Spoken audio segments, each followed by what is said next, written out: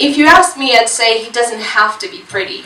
Pretty boys are fuck boys, gym buddies with locker room mouths that forget the tits that gave them milk.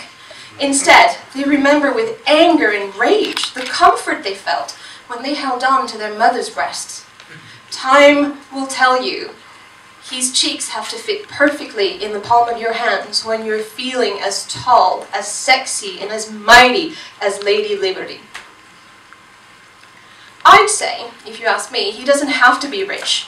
Rich boys are fuck boys, walking wallets with dollar signs for eyeballs, euro signs for ear holes, the pound sign for mouth holes, and bitcoins for assholes.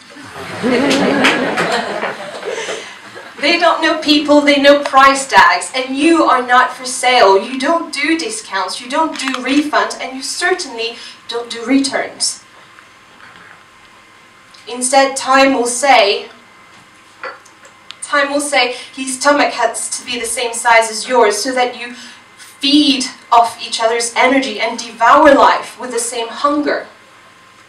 If you ask me, I'd say he doesn't have to like the same things as you do, because you are a fuckboy too. You're your own worst enemy when you cake your face with paint to hide the blemishes that should be worn as battle scars. You fought your way out of adolescence, and here you are.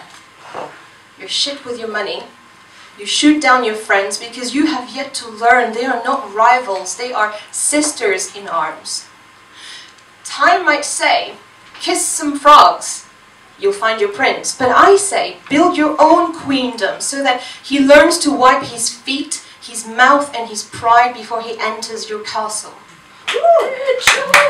My advice is, love is a lie. It's an abstraction. A verb in the active, it means nothing, and yet we want it to be the beginning of everything. And in the passive, we want it to be the end of everything. Love is a lie, it's an abstraction. I've stopped expecting love. I simply love. When I remember, every time, with a bite of my tongue, why I chose him over all others. And I remember every time that I can make myself impossible to love. Love isn't an action, it's an abstraction. And in the end, when we all tell our love stories, it's always about that key that didn't quite fit the lock, or the one that finally broke it.